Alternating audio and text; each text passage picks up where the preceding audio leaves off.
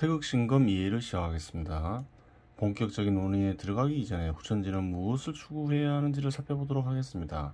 어떠한 영역이든 발전하기 위해서는 양적 성장과 정의에 입각한 질서 확립이 이루어져야 합니다. 사회 내에는 여러 영역이 있죠. 경제 영역, 정치 영역 등이 있죠. 예전에 설명했죠. 발전하기 위해서는 어떤 조건이 필요하나요? 두 가지만 골라라 하면 양적 성장과 정의에 입각한 질서 확립이 되겠죠.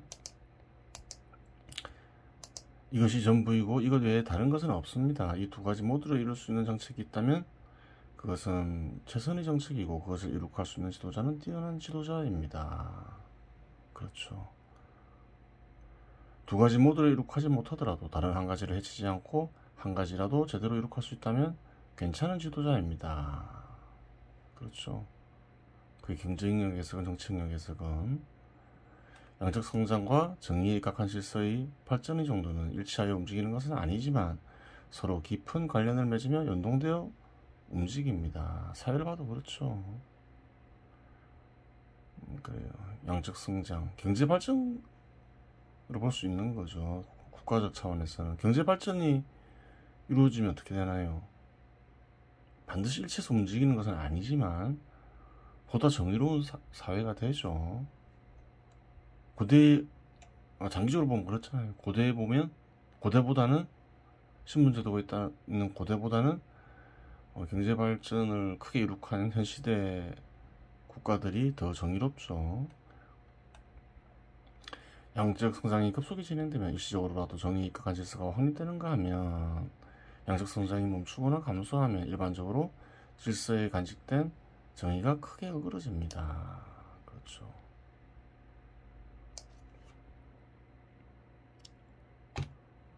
오늘날에는 어떤가요? 경제 발전을 부정적으로 보는 이들도 많죠. 시장에 입각한 경제 발전, 양적 성장이 이루어지면 여러 가지 부작용이 생긴다. 양극화도 생긴다. 양극화가 심화된다. 그런 말이 사실이냐는 거예요. 사실이 아니라는 거예요.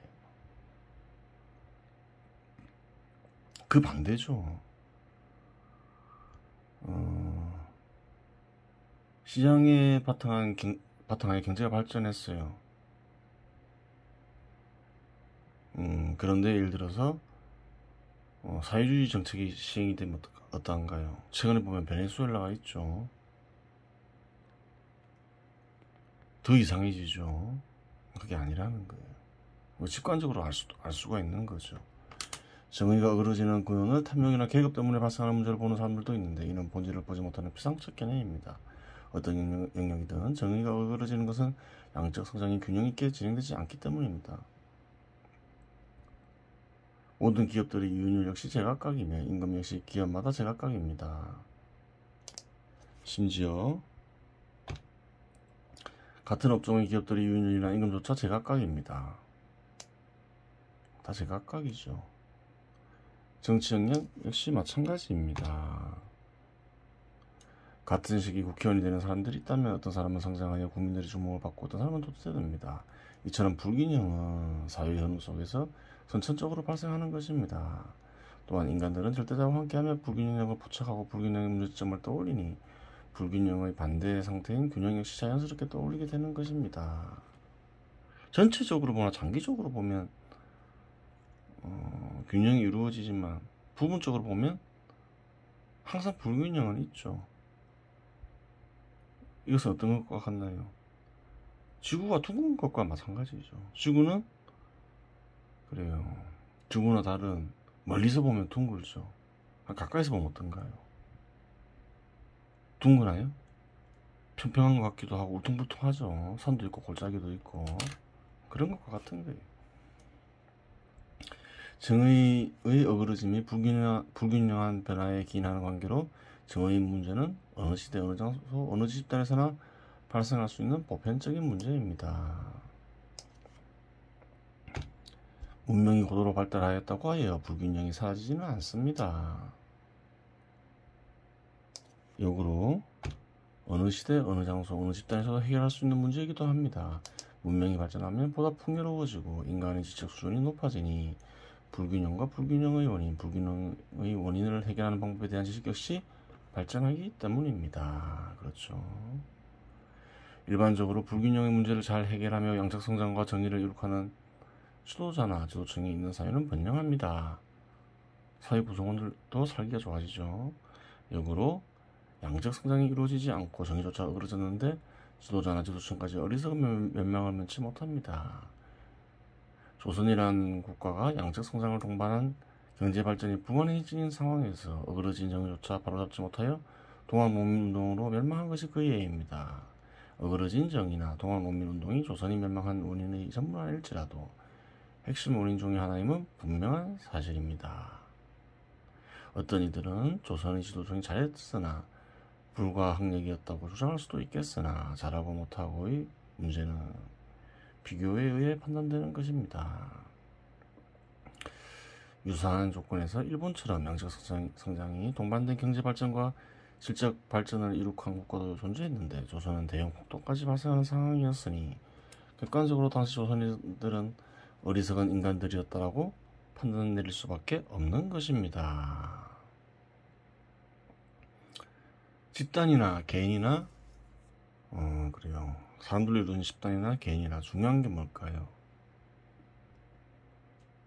그래요. 절대자의 생각으로 이루어진 절대자의 마음을 외면하면 안 된다.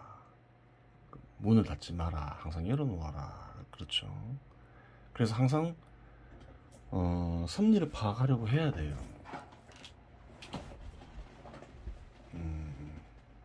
그래요. 절대자의 마음에는 절대자의 뜻을 찾고 그것을 이용하고 실천하려고 해야 되겠죠. 그게 중요한 거예요. 문을 닫으면 어떻게 되나요? 섭리에 반하게 행동하겠죠. 그러면 천벌을 받죠. 섭리에 의해서. 항상 그래요. 그러한 부분을 염두에 두어야 되겠죠. 경제 영역을 분석하니 기업에 관련된 핵심 개념을 파악해야 합니다. 기업을 만들기 위해서는 재산이 필요하고 만들어진 기업은 그래요. 인간에게 필요한 것을 제공하는 수단이라는 점에서 대표적인 자본이기도 합니다. 좀 말을 바꾸죠. 약간 이상이 있어서.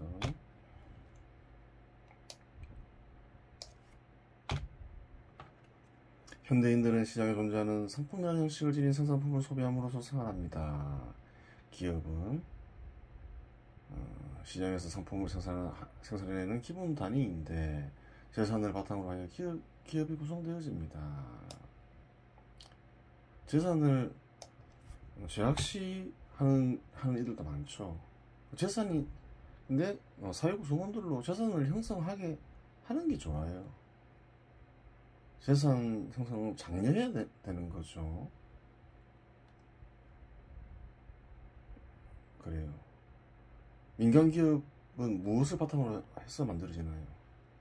사회 구성원도 재산을 바탕으로 해서 만들어지죠. 기업이 많으면 좋잖아요.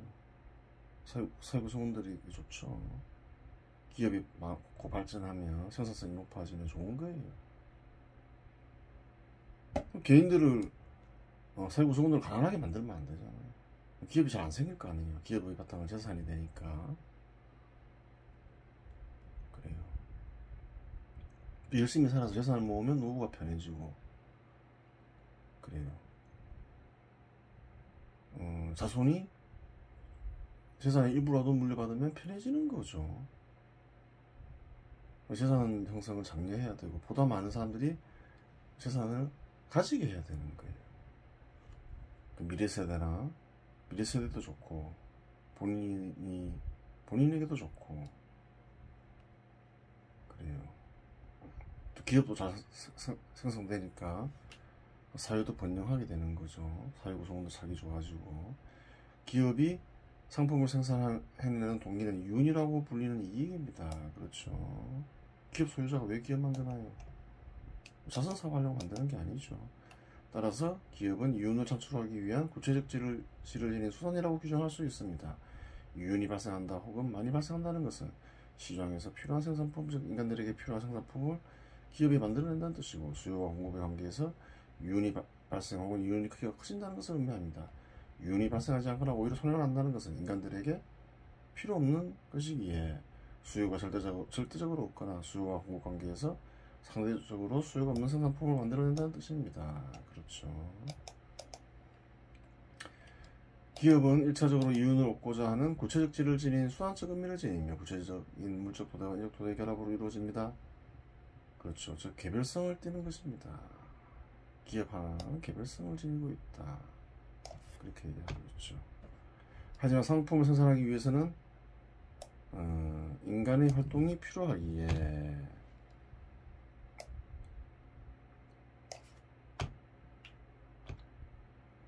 기업은 근로자들의 삶이 터전이 된다는 점에서 기업은 또 다른 성격을 지니게 됩니다. 그렇죠. 근로자들은 기업 소유자가 아니잖아요. 기업에서 소득을 얻잖아요. 그래서 먹고 살고 있죠. 기업은 단순히 기업 소유자의 삶의 터전일 뿐만 아니라 근로자들의 삶의 터전이 되는 거예요. 그러니 기업 소유자는 물론 이익을 얻기 위해서 만들었지만 사회적으로 봉사를 하고 있는 거죠. 고용을 할 경우에 즉 특수성을 띌 수 있게 되는 것입니다. 기업을 있게 하는 보편적 목적이 이윤 창출인데 재산을 바탕으로 만들어진 기업이 창출하는 직업이 근로자들이 생존 수단이 된다는 점에서 사회적으로 기업은 사회 구성원들이 삶의 터전이라는 또 다른 뜻이 생겨납니다. 그렇죠. 사회적으로 보면 기업은 중요한 생계 수단이 되는 거죠. 사회 구성원들이 그렇게 되는 거예요. 기업 소유자는 단순히 자기의 이익을 얻기 위해서 기업을 만들었을지라도 사회 전체로 보면 삶의 터전이 된다. 사회 구성원들이 그렇게 되는 거죠. 기업들이 밀집한 지역에서는 기업에서 종사하는 인간들 대상으로 상품을 제공하는 소규모 기업인들, 상인이라고 불리는 인간들이 역시 생겨나는데 이러한 점 역시 기업의 특수성으로 볼 수 있습니다. 그러죠. 또한 인간들에게 필요한 생산품을 제공하고 있다는 점에서 그리고 핵심이 되는 세금을 창출하여 국가를 구성할 수 있게 하여 인간들이 삶을 영위해 나갈 수 있도록 한다는 점에서 보편성을 지닙니다. 세금의 바탕도 기업이 되죠. 기업 소유자도 세금을 낼 테고 근로자도 세금을 낼 테고 또 기업 자체에서도 세금을 내고 보통 그러죠. 기업은 분명히 재산과의 이윤축으로 구성된 것인데 여기서는 사회로 이루어지게 하는 일체 속에서의 부분적 역할만 발견되는 것입니다. 사회적으로 보면 그렇다는 거죠. 그래요.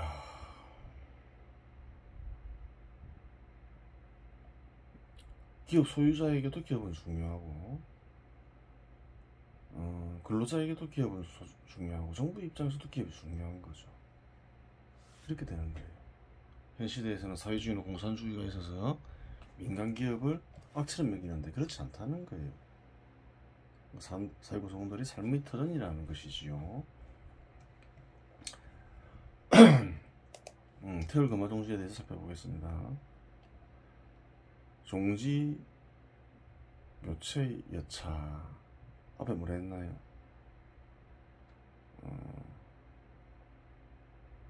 이런 신의 마음을 드러내는 일이 중요하다 했죠. 인간의 마음을 이런 신의 마음에 둔다. 그 말은 이런 신의 마음, 인간의 마음에 드러나게 하는 거죠. 전하고자 하는 중요한 뜻의 묘한 실체는 이와 같고 이와 같다는 건 뭔가요? 마음을 한 곳에 있게 하라 이 말이죠. 인간의 마음에 이런 신의 마음을 드러나게 하라 그 말이죠. 전하고자 하는 중요한 뜻의 묘한 작용은 마음을 한 곳에 있게 하는 데 있다.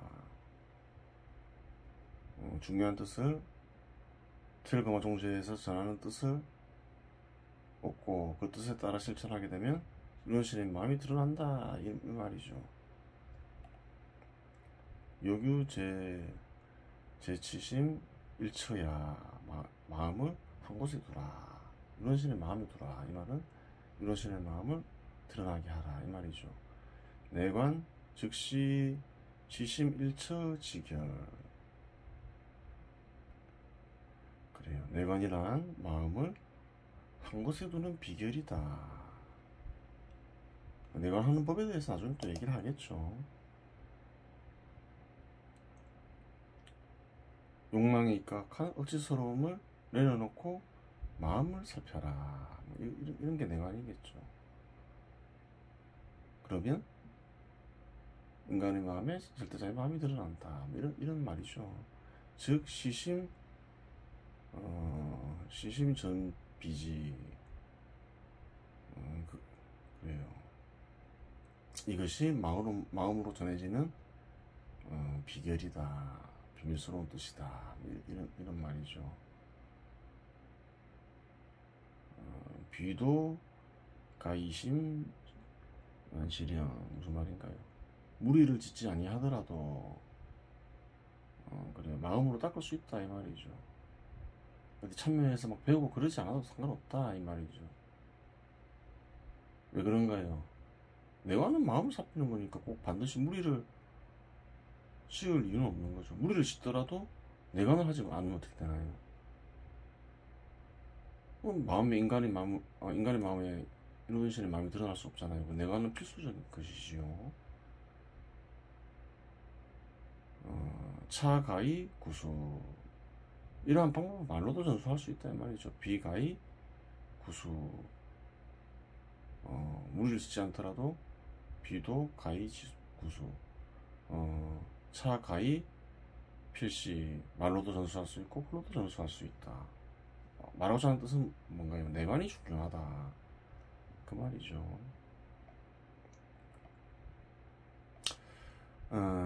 참뜻 전하고자 하는 중요한 뜻의 핵심은 이런 신의 마음을 마음에 드러나게 해야 한다는 것이다. 그리고 전하고자 하는 뜻을 이해하고 수련하면 그러한 일이 일어난다. 좀 더 정확하게 적으면 욕망에 입각한 억지스러움을 내려놓고 마음을 살피는 일은 그게 내관이죠. 이런 신의 마음을 드러나게 하는 비결인데 이러한 사실은 비밀리에 전수되어진 비결이다. 무리에 참여하지 않더라도 내관을 통해 이런 신의 마음을 드러나게 할 수 있다. 내관하는 법은 말이나 글로 전수해 줄 수 있으니 반드시 무리에 참여하여 배워야 이런 신의 마음을 드러낼 수 있는 것은 아니다. 반대로 아무리 무리에 참여하더라도 내관은 하지 않으면 일원신의 마음을 드러낼 수 없다. 그렇죠. 마음을 살피지 않는데 마음이 어떻게 이런 신의 마음이 드러나요? 안 되겠죠.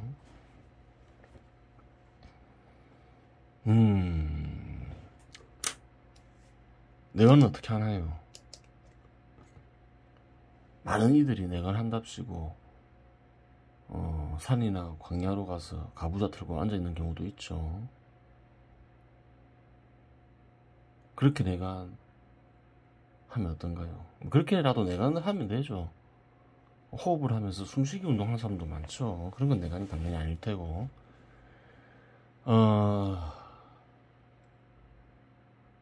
꼭 산이나 광야가 아니더라도 가부좌 틀고 앉아서 이렇게 마음을 살피는 일은 굉장히 어려운 내관법이죠.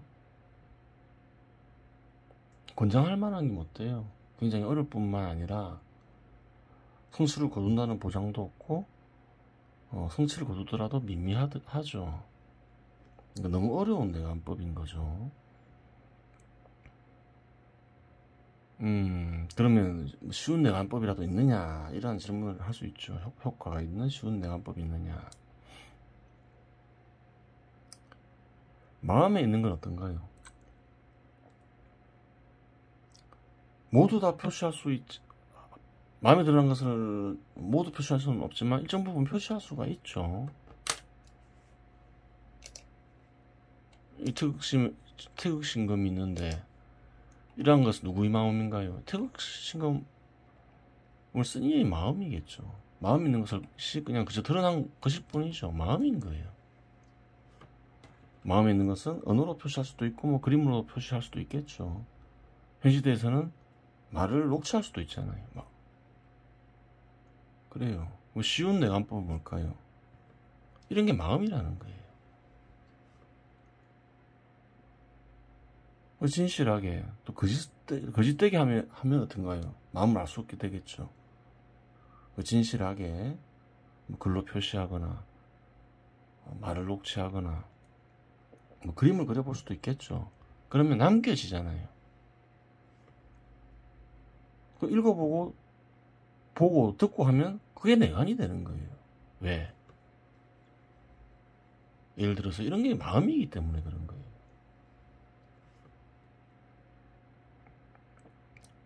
그래요.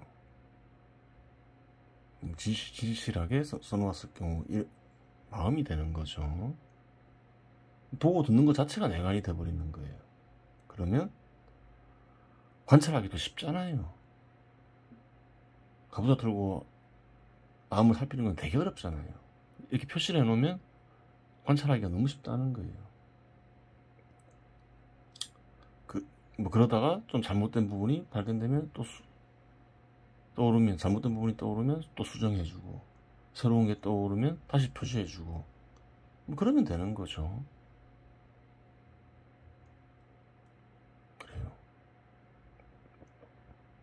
그러다 보면 그 속에서 절대자의 뜻이 발견될 것이고, 그래요. 또 마음에서 절대자를 접촉하는 일이 가능해지겠죠.